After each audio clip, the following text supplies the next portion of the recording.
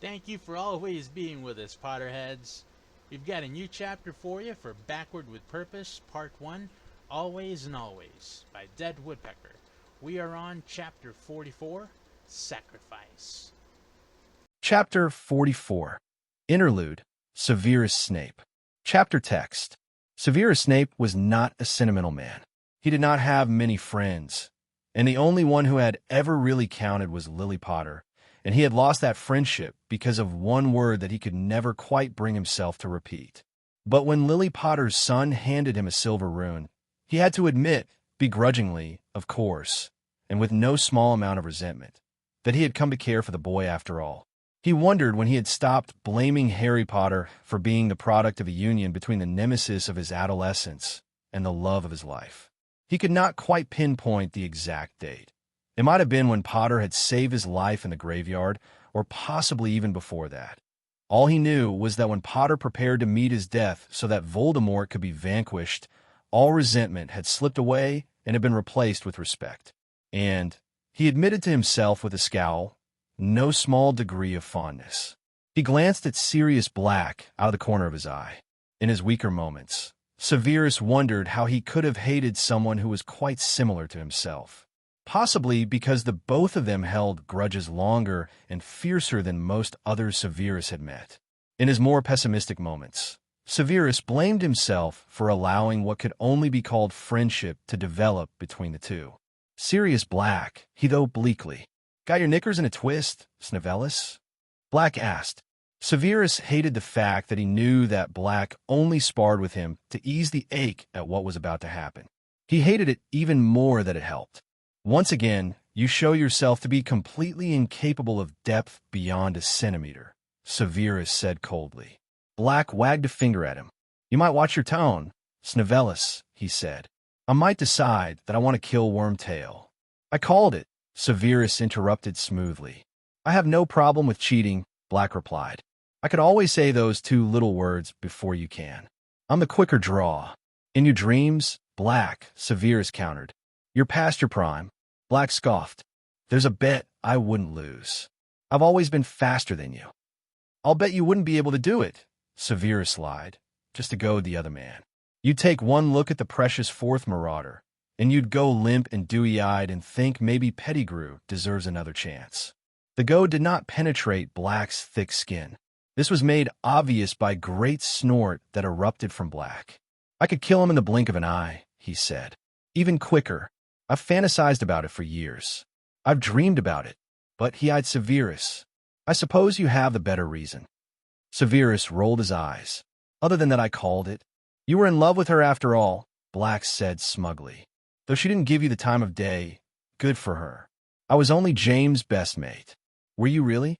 Severus examined his nails. Some of us wondered if you weren't in love with him after all.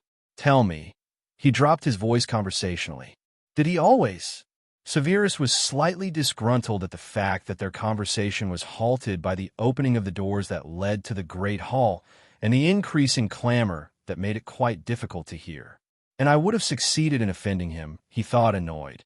But he stood up to his full height and saw the familiar, untidy hair. He was not at all surprised that Potter had shown up, bloody noble git that he was.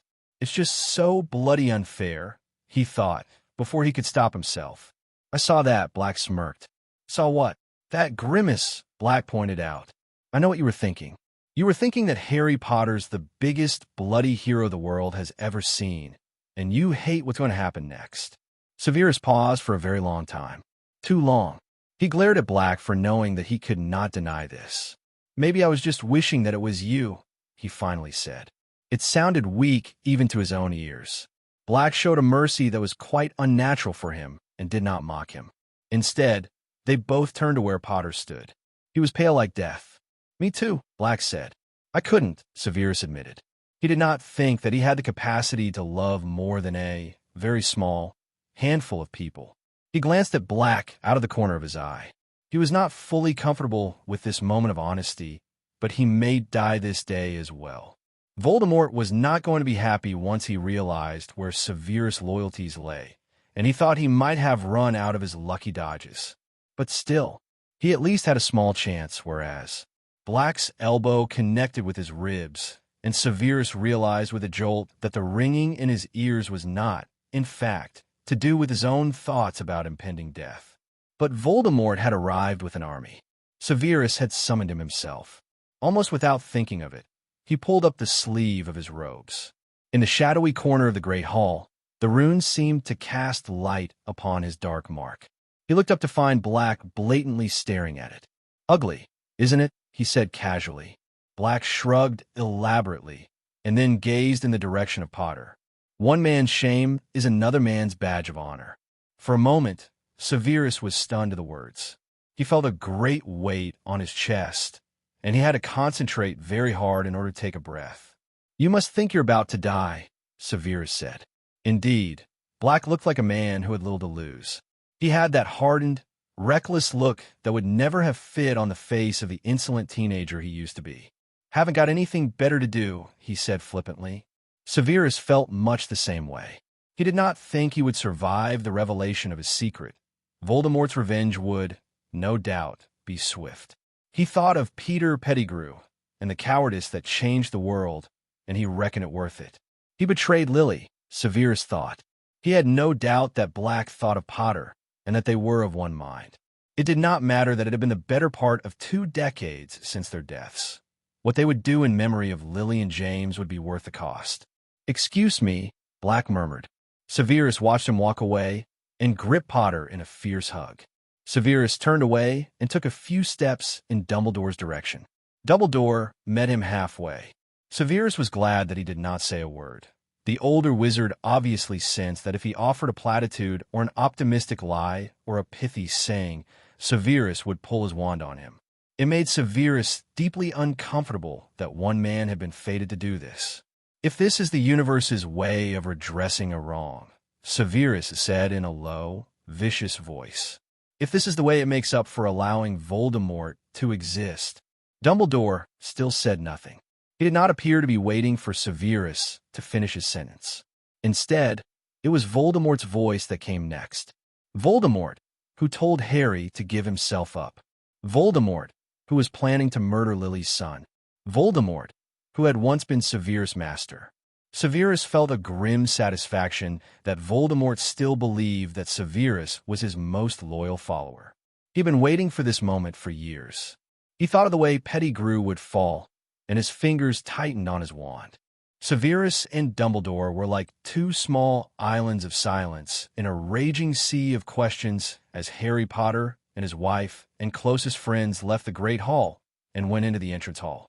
He thought Potter might be giving his last goodbyes and did not want to intrude. Potter had only told a handful of people what he was about to do because Potter did not want to say goodbye to everyone. Severus respected that.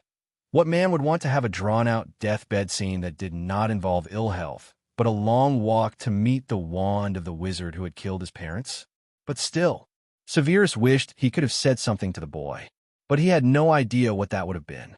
He suspected it would have been an apology. He and Dumbledore walked side by side through the throng of confused people. The Weasleys, minus Ron, crowded together and spoke together in low whispers. Percy stood a little way away from the rest of his family, and he looked as though he had been hit in the back of the head with a bludger. Severus thought he might suspect something of what was about to happen.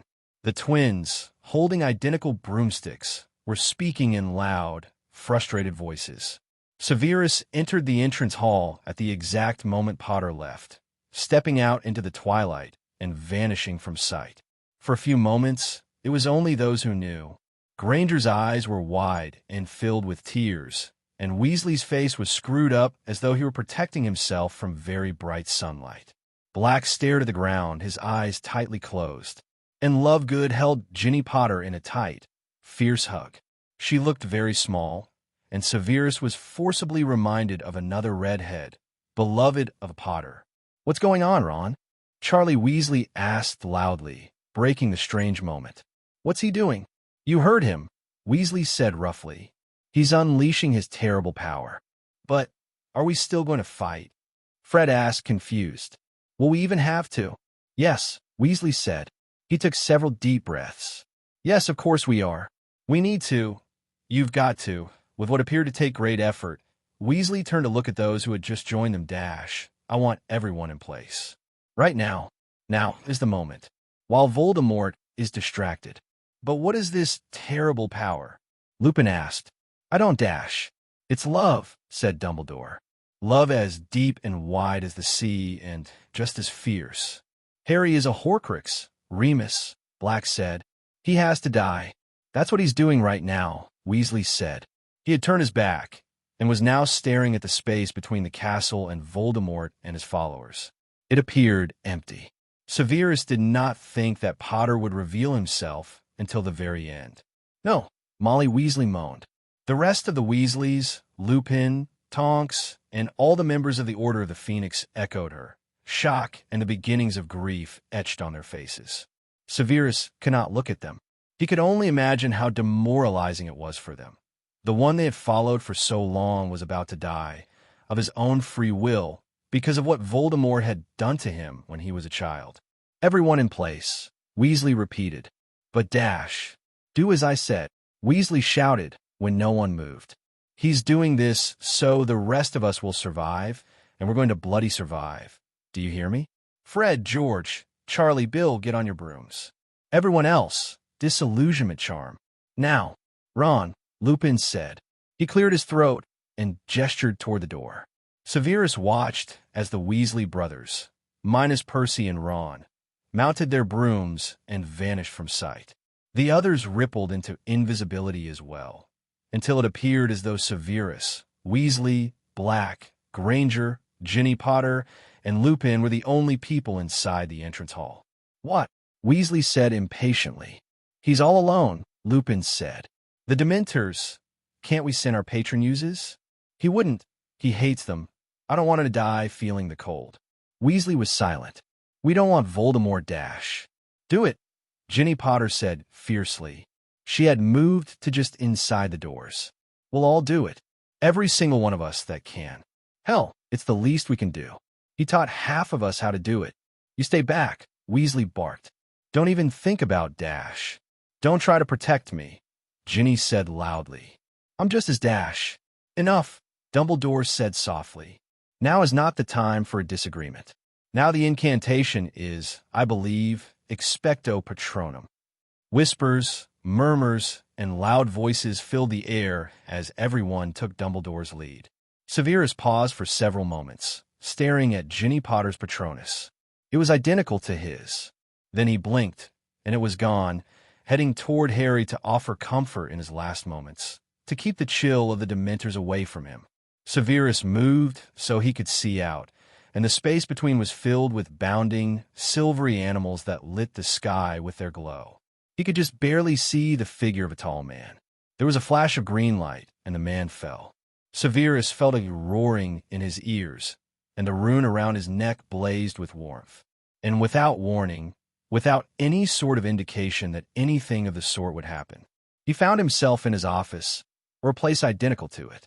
But it seemed brighter, and little flecks of light danced in front of his eyes. He found himself staring down at a potion. A little drop jumped joyfully out of it. Felix Felicis. He looked up and met the eyes of Harry Potter. Severus suddenly realized that he was very angry. And underneath that anger was a hurt more profound than he wanted to admit. He tried to hide from it, to mask it with cynicism, but he could not. He turned and hid his face. Thanks for loving my mom, Potter said. Severus did not think he had ever experienced anything quite like it. He blinked.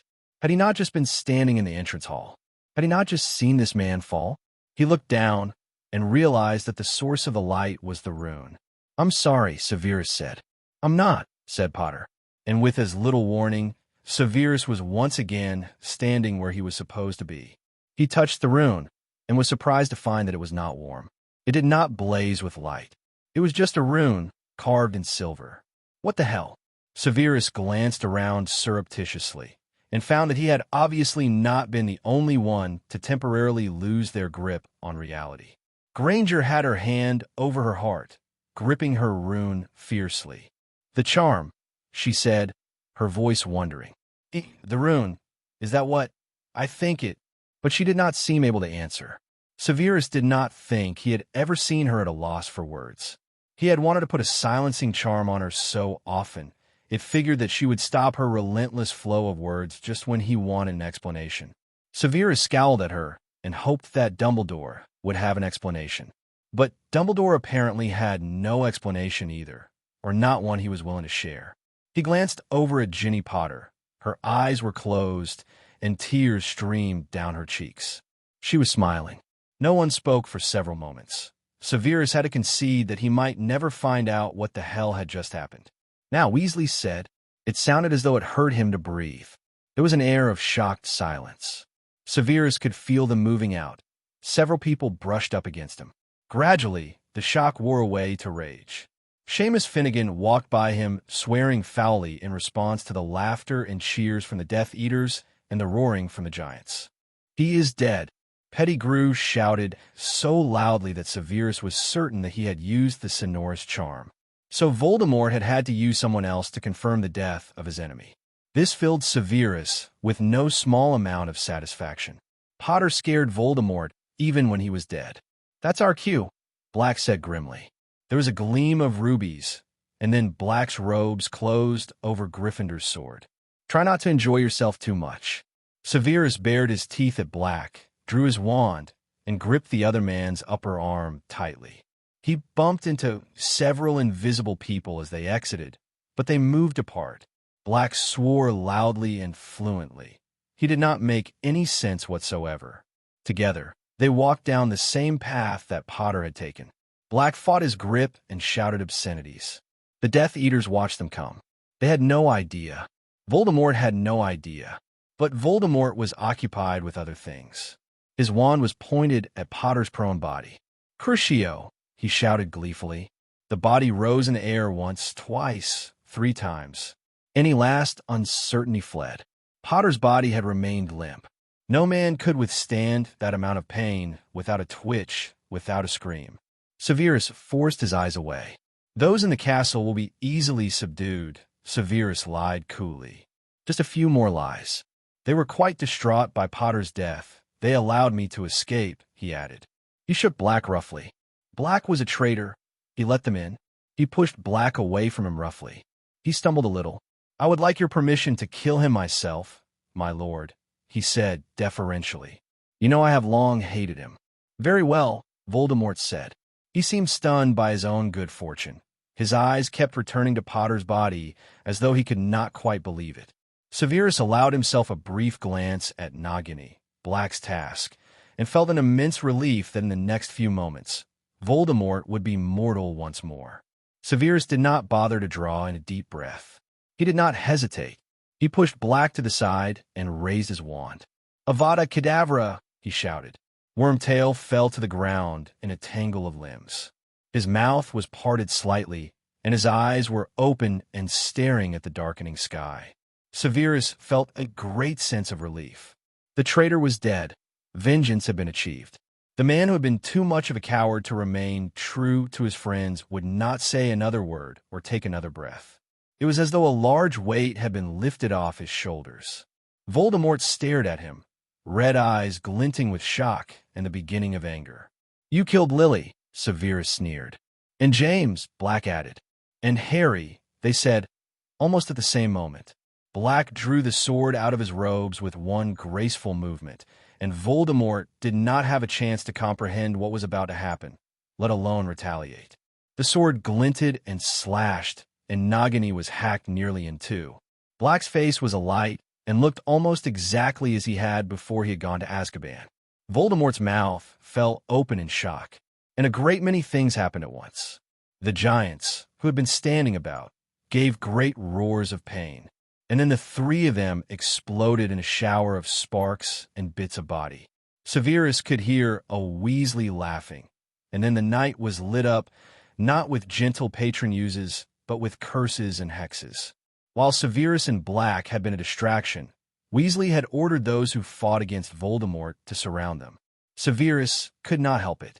He grinned. "Checkmate, asshole," he heard Weasley say over the din. The brief interlude ended when Voldemort's face twisted with rage. He raised his wand, ready to curse Severus to kill him. The air beside him rippled and distorted, and Albus Dumbledore became visible again.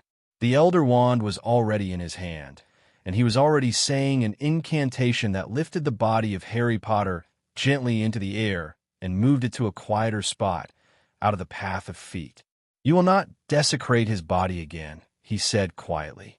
There was a quality to his voice that reminded Severus of thunder. Severus shared a long glance with Black. Then he looked at the Death Eaters. Then he looked at the two greatest wizards of the age and decided that he did not want to miss this duel. He stepped 10 feet away from them, walked around them, casting protective charms that would ensure that no person or spell could penetrate it. And still they stared at each other. Dumbledore's long beard was as startlingly white as Voldemort's eyes were red. And at the very same moment, they began to circle each other.